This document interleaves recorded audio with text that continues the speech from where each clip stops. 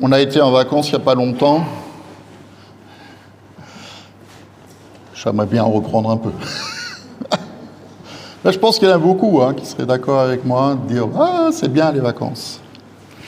Et pendant qu'on a été en vacances, on a profité, parce que le temps n'était quand même pas extraordinaire, on a profité pour faire un peu, comme le français moyen, du tourisme.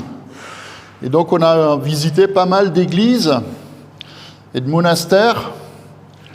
Alors évidemment, comme on était dans le sud de la France, ce n'était pas vraiment des églises protestantes, parce qu'il n'y en a pas trop, mais beaucoup d'églises catholiques, beaucoup de cathédrales, de basiliques, construites par les hommes à la gloire de Dieu, ou si je veux être un peu grinçant, à la gloire de l'Église, mais bon, ça je referme la parenthèse, mais toujours avec ce souci dans ces grands bâtiments, ces soucis d'élévation, ce sont souvent des bâtiments très hauts, vraiment, des monuments, quoi. Quelque chose de grand, quelque chose de beau aussi, il faut le dire, Il y a vraiment de belles églises en France, vraiment, de belles églises en France. Vraiment.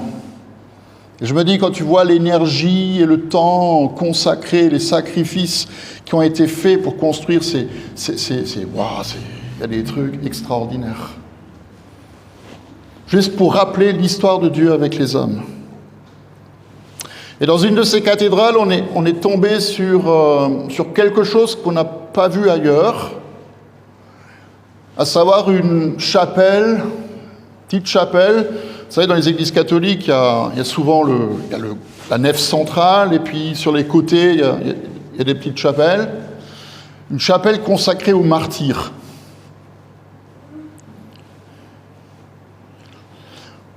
Et pas n'importe lesquels. Pas le portrait ou les statues des martyrs d'autrefois qui ont donné leur vie pour la cause de Christ. Pas non plus tous les tableaux comme on peut les voir autour de la tribune dans notre église avec les disciples de Jésus et leur instrument de torture et de mort, mais des martyrs qui étaient jeunes. Et ça nous a vraiment marqué. Des martyrs, des jeunes du XXe siècle qui sont morts pour la cause de Christ. Et qui avaient tous la particularité d'être âgés de moins de 30 ans, vous vous rendez compte, et la plupart d'entre eux même de moins de 20 ans.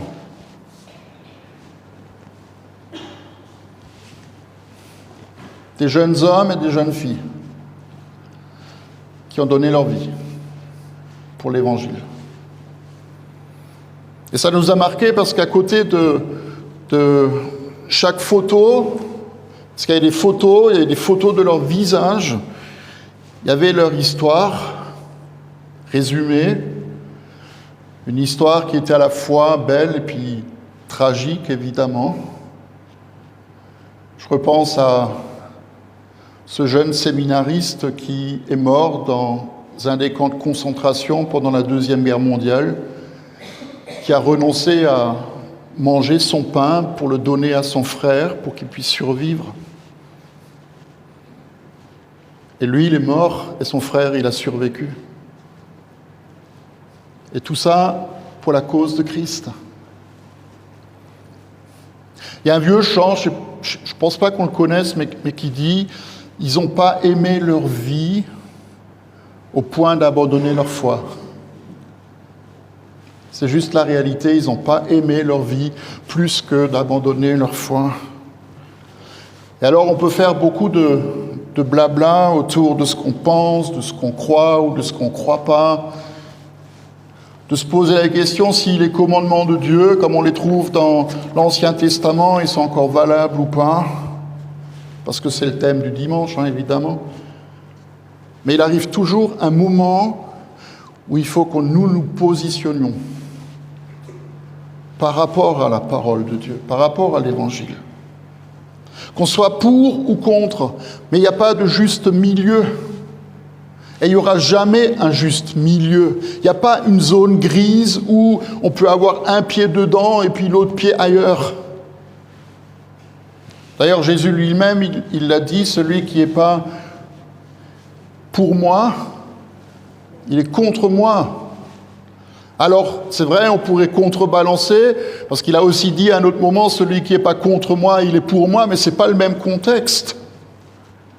Celui qui n'est pas pour moi, il est contre moi. Et pour introduire un peu le texte de ce matin, je voudrais vous poser une question que j'ai posée à quelques-uns cette semaine et que je me pose aussi à moi-même régulièrement. Est-ce que nous sommes de bons témoins de Jésus-Christ ?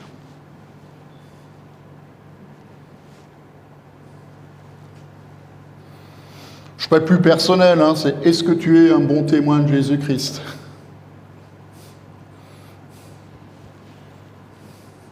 Est-ce que nous sommes les lettres vivantes que d'autres peuvent lire ? Et quand ils nous regardent et quand ils lisent dans notre vie, qu'est-ce qu'ils voient ? Qu'est-ce qu'ils en retiennent ? Alors je vais vous lire ce texte de Paul dans la 2e aux Corinthiens. Je commence un peu avant ce qui est proposé ce matin, mais nous sommes pour Dieu, nous c'est nous, nous sommes pour Dieu la bonne odeur de Christ. Parmi ceux qui sont sauvés, parmi ceux qui se perdent. Pour les uns, nous sommes un parfum de mort qui donne la mort. Et pour les autres, un parfum de vie qui donne la vie. Et pour cette mission de porter la bonne odeur de Christ, qui de nous est qualifié ? Tout à l'heure, on va chanter à la fin du culte « Qui enverrai-je et qui se lèvera pour moi ?» Et moi, je réponds « Me voici ». Parfois, c'est facile. Ça me rappelle Carlos, parlait beaucoup du tango chrétien. C'est « Seigneur, je te donne tout, 2 pas en avant et puis 3 pas en arrière. »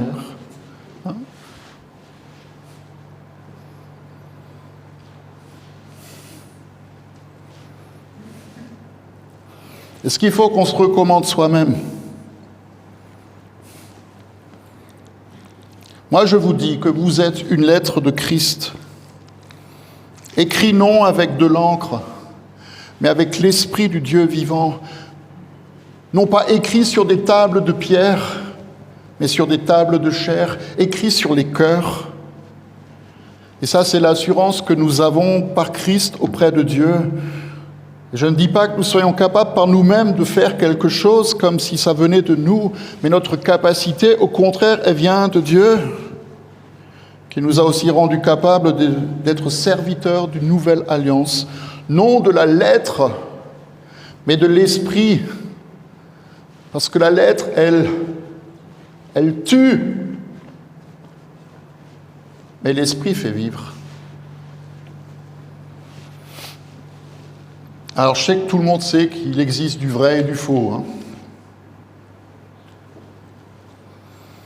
S'il y a des faux billets de banque qui circulent parfois, c'est parce qu'il y en a des vrais.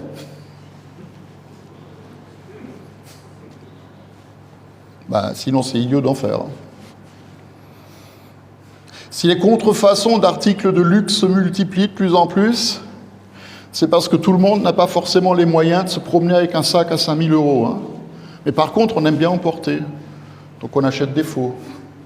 Bon, pas tout le monde, évidemment. Et parfois, c'est tellement bien fait que même des experts en peinture se font avoir par des contrefaçons de tableaux de maître. Là où il y a le vrai, l'authentique, il y a aussi la contrefaçon et le faux. Et je rajoute aussi dans la foi.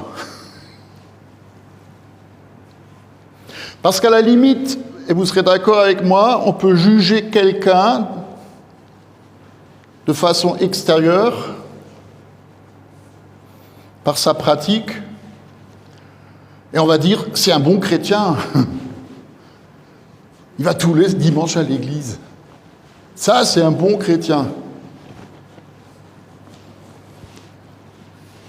Mais qu'est-ce que t'en sais? Les apparences peuvent être trompeuses, hein. C'est le fameux sourire évangélique, hein, que j'ai parfois aussi, hein.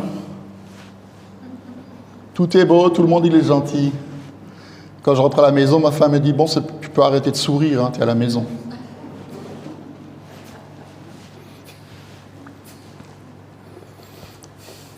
Donc se pose la question, à quoi est-ce qu'on va reconnaître un bon chrétien? Bonne question, hein? À quoi est-ce qu'on va reconnaître un bon chrétien, un vrai chrétien? Et si j'écoute Paul, je me dis que c'est assez simple. Finalement, c'est en le regardant vivre. C'est en le regardant rire, c'est en le regardant pleurer. C'est en le voyant progresser dans la foi, c'est de le voir se relever de ses erreurs ou de ses échecs. C'est en le regardant parler et se comporter avec les autres. Si nous voulons plaire à Christ et suivre ses commandements, alors nous allons montrer son amour aux autres. On va essayer de répondre à leurs besoins. C'est ça, être chrétien. Et on va essayer de s'ajuster tous les jours, parce que tous les jours, on recommence. S'ajuster à la volonté de Dieu. Vous me direz que c'est compliqué, hein.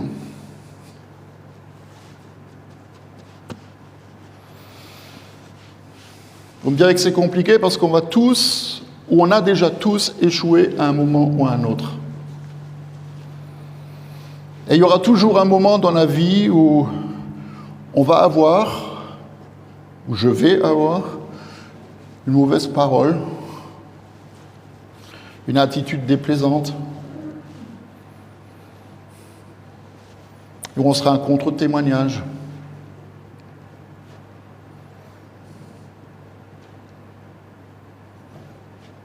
Quelqu'un m'a écrit un jour une lettre incendiaire. Bon, ça arrive. Au début, je les collectionnais, après je les ai jetés au feu, puisque c'est une lettre incendiaire. Autant faire du feu. Ça serve à quelque chose. Il paraît que j'aurais dit dans un de mes messages que ceux qui fument, ils iront en enfer.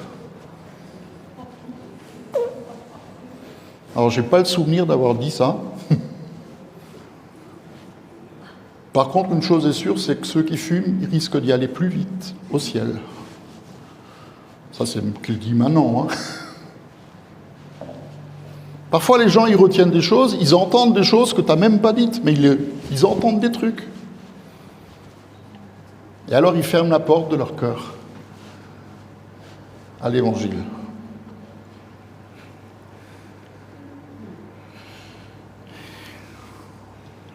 J'ai envie de vous dire, nous n'avons pas à être jugés dans l'instant, jamais. Mais nous devons être jugés sur la durée. Parce qu'il nous arrive à tous d'être fatigués, d'être mal lunés, d'être dans un mauvais jour, d'être en colère contre quelqu'un ou contre quelque chose. Et comme dirait notre ami, ça ne fait pas de nous des mauvais chrétiens. Ça fait juste de nous des chrétiens normaux. Aux grandes dames de tous les pseudo-parfaits croyants et toutes les saintes familles qui pullulent comme des grenouilles dans les bénitiers.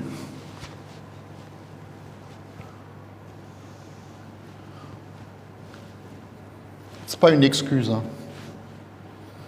J'espère que chacun d'entre nous, en tout cas je l'espère, sait qu'il doit progresser, entre guillemets, dans la sainteté qu'il a déjà en Christ. Et ne faisons pas du regard ou des critiques des autres un obstacle ni à notre témoignage, ni à notre liberté. C'est pour ça qu'on a chanté tout à l'heure, libérer, racheter, délivrer. Moi, je suis libre. J'espère que vous aussi, vous l'êtes. Et peu importe ce que les gens disent, moi, je suis libre. J'espère que vous l'êtes. Et si on s'arrêtait sur toutes les erreurs et les péchés et les fautes, et la liste peut être longue, de tous les hommes et les femmes de la Bible qui ont échoué à un moment ou à un autre, on n'aurait plus de Bible, on n'aurait plus d'Évangile. On dirait tous qu'il serait des contre-témoignages à ce que Jésus a été. Mais le Seigneur, il ne le voit pas comme ça. Vous savez pourquoi ? Parce qu'il n'enregistre pas nos erreurs. Il ne garde pas de souvenirs de ce que nous avons fait de travers. Il réécrit même notre histoire. Et c'est ça qui est extraordinaire. Il écrit leur histoire et il réécrit la nôtre. Et ce ne sont pas les hommes qui peuvent ou qui doivent nous juger, mais seulement Christ. Et c'est à nous d'écrire l'Évangile tous les jours.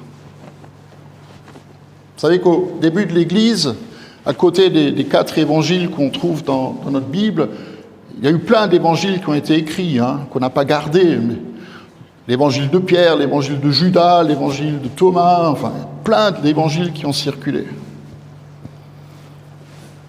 Mais si nous pouvions écrire le nôtre, si nous pouvions écrire le nôtre, notre évangile, et si ceux qui ne connaissent pas Christ commençaient à le lire, qu'est-ce qu'ils liraient dans cet évangile-là ? Quel serait l'évangile selon Yvette ? Ou selon Cathy ? Ou selon Jean-Luc ? L'évangile selon moi. Oula. Parce que tous les jours, dans cet évangile que nous écrivons, on va rajouter une ligne, un chapitre, un témoignage, une expérience, ou un contre-témoignage. Mais ce qui compte, et c'est le plus important, c'est ce que le Seigneur il dit.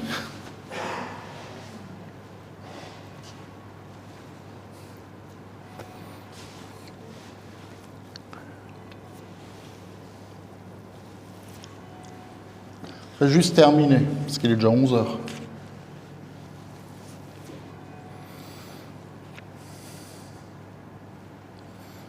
Par nous-mêmes, nous sommes incapables de quoi que ce soit.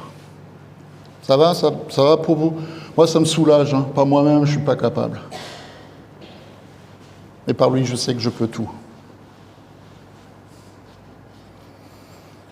Et ce qui est extraordinaire, c'est que le Seigneur, un jour, il a fait une promesse déjà dans l'ancienne alliance, celle de l'arc-en-ciel, et puis après celle de la loi, et puis après toutes les autres alliances qu'il a faites avec les hommes.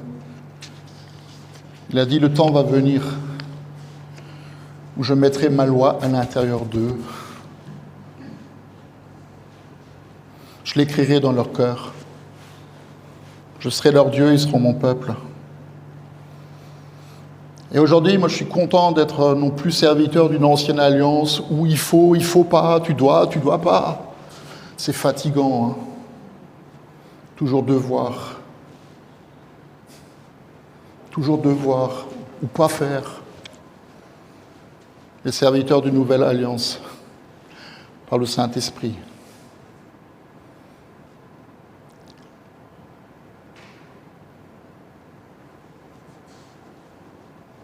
Amen.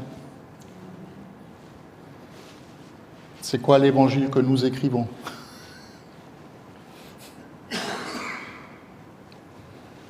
Et qu'est-ce que les autres peuvent en lire ?